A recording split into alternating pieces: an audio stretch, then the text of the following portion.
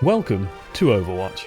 This time we're going to go over where the current meta is sitting at the high level, looking specifically towards the tank picks. At the moment, the tank picks have never really been healthier. D.Va is the only one that sees very niche and specific use, but between Winston, Roadhog, Zarya and Reinhardt, a pretty heavy mixture is available. It all depends on the function of your team and how you want to use your tanks. So let's begin. First, each tank has its role and purpose in a team. Reinhardt for slow pushes, particularly with no vertical motion. Zarya for support on the team and ultimate grinding pushes going forward, using graviton surges to sort of claw and climb your way through a map. Roadhog for picks and pressure on enemy Reinhardts and Winstons. Winstons for vertical engage and backline pressure, and Genji shutdowns every now and then. And D.Va for more precise, consistent engages and damage block. This means that you have a pretty broad toolbox available to you in terms of what tanks are available, but there's a couple of good rules of thumb that have emerged. Your team usually wants some kind of barrier, especially on attack defense style maps. If you have a Reinhardt and they don't, you have a massive advantage. Your DPS should have no fear of suddenly dying or suddenly getting picked off, and being able to stand behind the barrier and shell out damage while theirs has to duck and dive behind cover gives you a massive edge. It also means that you are invulnerable to things like Earth Shatter and can stop Graviton Surge just being used as a solo tool without follow-up, the barrier preventing a huge amount of the enemy team's damage until it's brought down. They'll need something bigger like an ultimate to follow it up. In short, while there's exceptions, you do generally still want Reinhardt on most payload and most assault maps. The alternative is usually in Winston just because he provides a barrier as well, which is honestly more of the king of the hill standard. By bringing Winston and Zarya, you gain a powerful initiation tool. Bubbling the monkey as he jumps in and lands on the enemy team forces them into a nasty situation. They're going to take a lot of damage whether they like it or not, and either have to set up the Zarya or just eat it all. And spoiler, the better decision by the way is just to annihilate the monkey. Even if he does have a barrier on him, you are removing so much damage and get rid of an easy target as well as charging your own ultimates. Counting both the Zarya and Winston's barriers, you've got 1300 hit points to blow through though. Of course, this can depend on the objectives of your team, but if you are generally unfocused, grabbing everyone and saying let's just kill him when he jumps, ignore the barrier, is honestly a good start. For a focused team, 1300 hit points isn't actually that much to blow through, and odds are most people are going to be inside Winston's bubble regardless, so you're going to have a couple of shortcuts either way.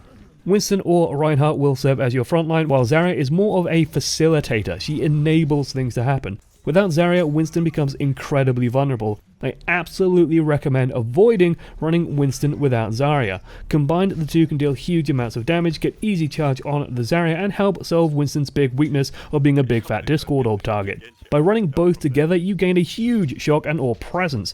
This works well for King's Row and Iconwald's first point, as well as on Numbani. Numbani does have a lot of its own quirks though, which we will cover later. I believe in my heart of hearts that attacking with either Reinhardt Zarya or Winston Zarya is extremely solid on both payload and assault maps, defaulting more towards the Reinhardt.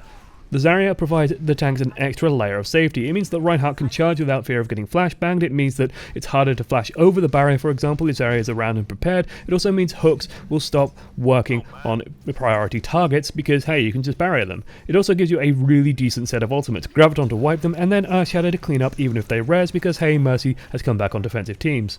You have barriers, you've got everything you need. But I hear you say, you scamp, I want to play Roadhog on attack.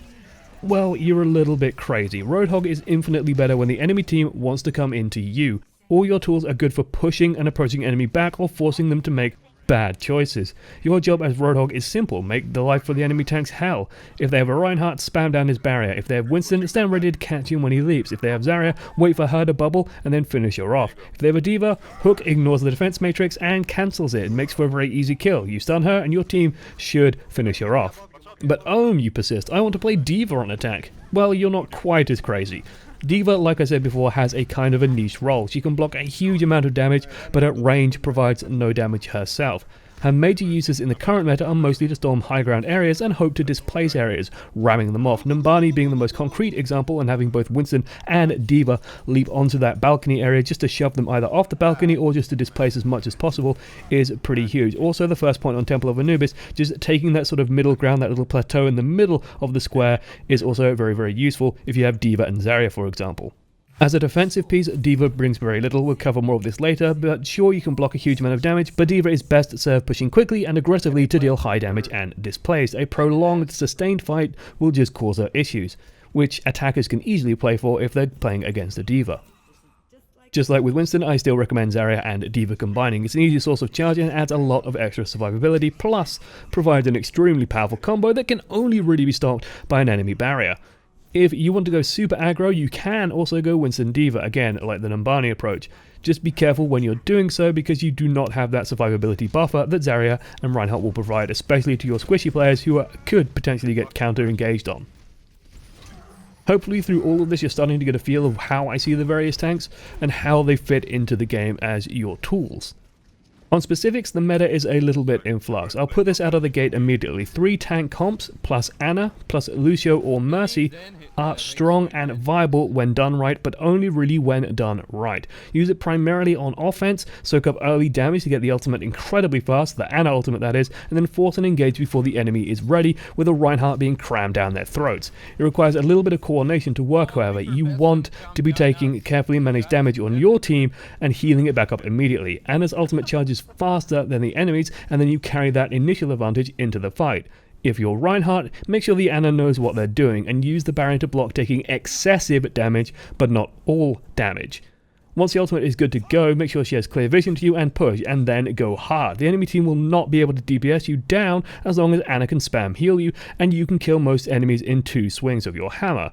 You will get Earthshatter super quickly as well, and then use it aggressively to win the fight. The objective is to be quick. You have ultimate advantage early, and use that to secure further advantages pushing through and taking the point. Outside of the Ana comp, it's pretty much like how we... Reinhardt Zarya is effective both on payload and assault, and Winston Zarya can be also effective on assault as well, less so slightly for payload aside from Numbani. Winston Zarya is pretty much the standard on King of the Hill. You can swap into Winston D.Va as well for Numbani due to its unique geography, or just D.Va Zarya as well for Temple of Anubis more specifically, but you could also try and run it on a couple of other maps, but still I would prefer like having the Reinhardt going in or running Winston instead. The reason I say be careful is, for example, if you're playing on Hanamura and the enemy team is defending using a Mei, you really do not want to use D.Va into Mei. You're just asking to get isolated and frozen. Do not be an ultimate pinata for the enemy team, the main danger when playing these aggressive tanks. Just 1 or 2 specifics as well that I haven't covered before we move on to defense. With Winston, you want to be sure that you're dealing damage to the right targets and in the right place. Engage hard. If you have a Zarya bubble, hold on for a few moments before putting down your barrier and make sure you have as much uptime as possible to hunt down key targets. Zenyatta can actually out DPS you, so be ready to duke, duck and dive his damage, but Mercy will struggle and try to fly away 9 times out of 10. Either way, think of your damage in support of other aggressive damage sources. You make it easier to kill targets, but you're not so much there to kill them yourself. So let's talk about defense a little. Reinhardt remains a staple, with the enemy team trying to push into you through areas of no cover. Giving your team easy firing lines is of course going to be important. This, combined with Reinhardt's ability to shut down large numbers of offensive ultimates, stop pushes that come into him, and generally cause issues, well, let's just say that Earthshatter is really good with the enemy team all piles into a choke point trying to get to you. Rather than cover the big 3, Reinhardt, Zarya and Roadhog for defense, let's instead talk about why Winston and D.Va won't work quite as well. Winston can have a niche use on defense. If the enemy is running a super Genji reliant team lineup, i.e. their Genji is the major thing that is carrying them, he's clearly better than most of the enemy team and you have to shut him down, swapping your off tank to a Winston rather than Zarya or Hog is more useful potentially. Just stay on top of that Genji in the backline and hopefully drive him away. Then hopefully the rest of your team can sort of overpower the rest of their team. Ditto on locations that require higher ground control. Reinhardt is less effective in areas like the Hollywood Streets phase or even Eichenwald's ramparts, if you don't currently have control of them. The big question is whether or not the loss of Reinhardt's abilities is quite worth it. You have to be certain that swapping onto the Winston is going to get you that high ground and then get you that advantage. And then you're going to have to be sure that you are engaging into them, simply because Winston is a lot worse when the enemy team engages into you. D.Va, like I mentioned before, is, well, very reliant on engaging into the enemy team. Defensively, I don't have much belief in that viability. D.Va to me is all about forward-facing pressure, applied when she wants to do it, but if the enemy team can sort of fish it out and bait defense matrix onto a low charge, she becomes significantly weaker. Like I said before, defending payload maps, Reinhardt and Zarya, or Reinhardt and Roadhog are solid picks. Just remember that as Roadhog, you're looking to make life hard for their tanks. If they have a Reinhardt, you give your own so much more space by just blasting down the enemy's barrier. The team with the Roadhog is generally going to tear down the enemy barrier first. Use that to your advantage. Use your ultimate to stop pushes in progress, fracture teams, and then clean up. Otherwise, stay with your Reinhardt. Don't be a punching bag for the enemy team to abuse and gain ultimate charge on. Even on Numbani, Reinhardt defensively provides an important tool. He can stop a lot of follow-up damage from an initial D.Va and Winston push if required. He could also just help cleaning up those two by providing damage sources that go through both the barrier and the defense matrix. The advice I run on is very simple with Reinhardt. Unless there is a very good reason not to have a Reinhardt will be on the team lineup. He increases your team's options, increases their DPS by providing cover, and provides massive amounts of counter engage. The exception is on King of the Hill, because, well, you don't really defend so much on King of the Hill, and the more open map layouts mean that threats can get quickly into your backline. Fighting is too scattered and spread out, and as such, Winston's mobility and Zarya's pressure are far too important. Reinhardt can be used on specific maps or when running the NIP comp, the triple tank and Ana support comp, but we'll go over that on another video. I'd say that the only King of the Hill maps that really leap to mind are the Sanctum on Nepal and the Control Center on Lijiang, where the indoor environments and tight spaces give your team positions to push through with the Reinhardt, but it still is a difficult decision to make work in the face of an aggressive enemy team. I'll finally go over the comfort issue. Let's say that you've sat through this and made it this far, and you're sat thinking, well, but I love playing Roadhog, or I love playing D.Va. I'm far more comfortable on those heroes than I am on others, so I'll stick to playing those. And sure, you'll probably see better personal performance on those heroes. That does not, however, make them the best picks. There will be a ceiling where using the tool that doesn't quite fit right will stop working despite having all the skill in the world, and the only way to prepare for that is to diversify. So while you are playing to a higher level, it's worth finding ways to practice the other tanks just to bring your toolbox to a more rounded state.